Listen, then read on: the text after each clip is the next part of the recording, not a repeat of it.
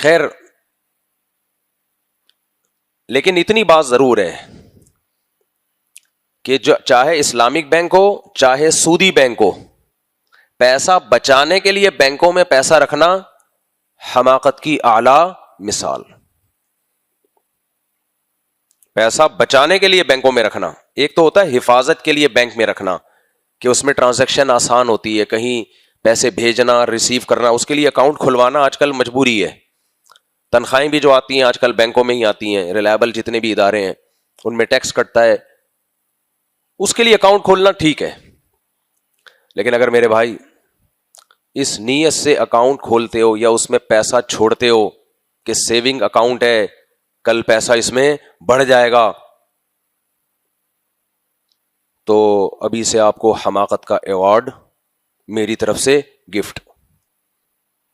سمجھ رہے ہو؟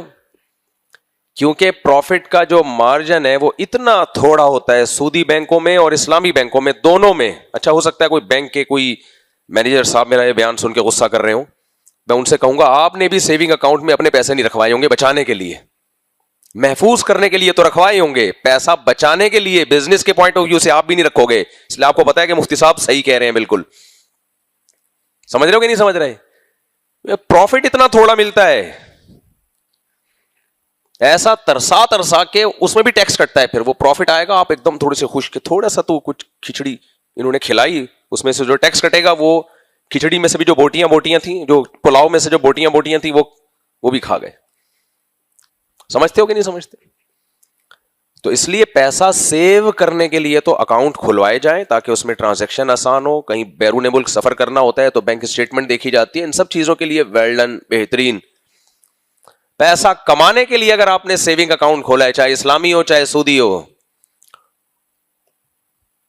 تو اگر آپ کے کوئی رشتہ آئے نا، کوئی لڑکی آپ کے داماد آئے رشتہ لینے کے لیے، بننے والا داماد، تو اس سے پوچھ لیا کریں کہ تم نے بینک میں پیسے کیوں رکھوائے. اگر وہ جواب میں کہتے ہیں اس لیے رکھوائے تو میں پیسہ کماؤں گا، تو رشتے کا انکار کر دیا کریں. یہ بے وقوف آدمی آپ کے بچی کے مستقبل کو بھی تباہ کرے. اتنی بے وقوف والے کام کر رہا ہے، اس کا مطلب یہ بندہ ٹھیک نہیں ہے. بس سوچنے کے لیے کھوپڑی بولو نہیں ہے. بچائے کیسے جائیں پیسے؟ پھر میرا یہ ٹاپک نہیں ہے لیکن بیچ میں آ گیا تو میں بتا رہا ہوں، کسی بھی طریقے سے بچا لو بھائی. گولڈ خرید لو، کچھ نہیں سریا لے کے ڈال دو، وہ سریا بھی کافی مہنگا ہو جائے گا ایک سال میں.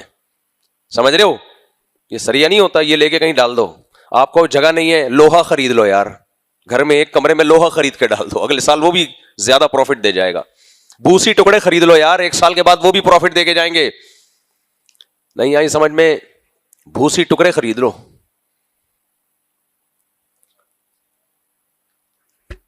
یہ تجربے ہو چکے ہیں، تجربے جن لوگوں نے کیے ہیں نا وہ روئے ہیں بیچارے.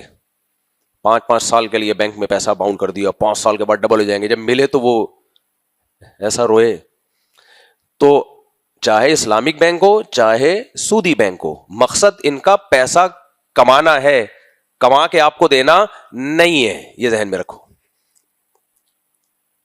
لوگ اسلامک بینک پہ اعتراض کرتے ہیں، یہ تو پیسہ کما رہے ہیں، یہ تو یہ کر رہے ہیں، یہ تو حرام ہے. میں نے کہا بھائی پیسہ کمانا کہاں سے حرام ہو گیا اگر جائز طریقے سے ہے؟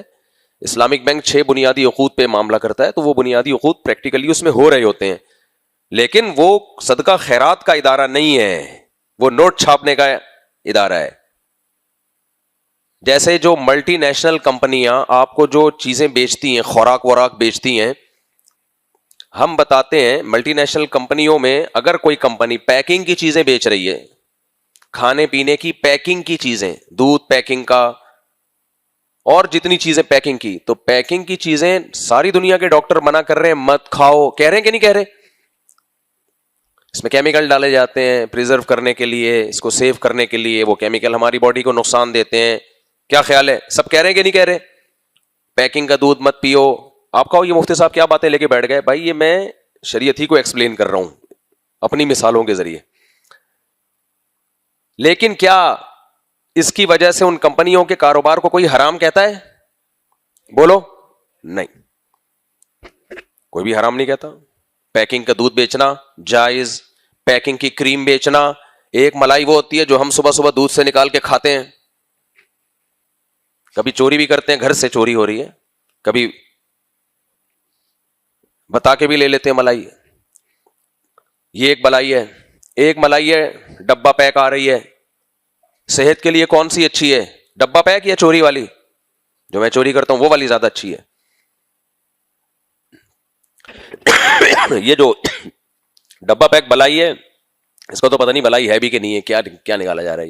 ہوگی کوئی اچھی چیز ہی ہوگی, لیکن میں نے بڑے بڑے ڈاکٹروں سے سنا ہے جو صحیح ریسرچ کر کے انہوں نے کہا ہے پیکنگ کی تمام چیزیں پہلی فرصت میں چھوڑ دینی. دودھ کھلا استعمال کرو. اس کے خلاف, اس دودھ کے خلاف اتنا پروپیگنڈا کمپنیوں نے کیا ہے. جراثیم والا دودھ ہے, بیکٹیریا ہوتے ہیں, ڈبے کا دودھ پیو. ڈبے کے دودھ کو بیکٹیریا لفٹ کرانے کے لیے تیار نہیں ہے. اب جراثیم بھی وہیں آتے ہیں جہاں انہیں کچھ نظر آتا ہے. اس ڈبے کو, دودھ کو کھول کے رکھ دو, خراب ہی نہیں ہوتا. تبھی میں لوگوں سے کہتا ہوں جس دودھ کو جراثیم بیکٹیریا لفٹ نہیں کرا رہا, اس دودھ کو آپ ڈبل قیمت پہ خرید کے پی رہے ہو. نہیں آ رہی سمجھ میں؟ او بھائی بیکٹیریا بھی جہاں پروٹین ہوگا صحیح نیچرل فارم میں, وہاں بیکٹیریا کیوں نہیں آئے گا؟ بلکہ آپ تجربہ کرو اپنے گھر میں, دودھ کی کھلے دودھ ہو نا, اس میں پیکنگ کا دودھ ڈال دو. کیمیکل نہیں ڈالو جو کیمیکل پیکنگ کے دودھ میں ہے, بلکہ دودھ ڈال دو, تو بھی آپ کا یہ دودھ خراب نہیں ہوگا. تو دودھ جو خراب نہیں ہو رہا یہ کیمیکل ہے ایک, جس کی وجہ سے دودھ میں وہ کیمیکل ملایا جاتا ہے, جس کی وجہ سے دودھ خراب نہیں ہوتا. پی لو آپ, میں منع نہیں کر رہا, حرام نہیں قرار دے رہا, لیکن بھائی جب تک کھلا دودھ مل رہا ہے اس میں گوالا کیا ملا دے گا؟ پانی ملا دے گا نا زیادہ سے زیادہ. تو کیا ہو گیا؟ پانی ملا دیا. شکر کرو پانی مل گیا تمہیں اس بہانے. جائز نہیں ہے پانی ملانا, اس میں ایک مثال دے رہا ہوں, اس لیے آرگینک چیزوں پہ رہو. میرا ٹاپک نہیں ہے, تھوڑا سا کھسک رہا ہوں میں ٹاپک سے. پہلے زمانے میں 99 سال لوگ زندہ رہا کرتے تھے, 100 سال, 110 سال کے بزرگ تو ہمارے محلے کے نمازی تھے. وہ بھی انتقال بیماری سے نہیں ہوا, گر کے کولے کی ہڈی ٹوٹی اس سے انتقال ہوا ہے, ورنہ ان کا پروگرام دنیا سے جانے کا بولو نہیں تھا. کیا وہ ڈبے کی چیزیں استعمال کر کے 110 سال تک پہنچے ہیں؟ یہی جراثیم والا کھلا دودھ پیا انہوں نے.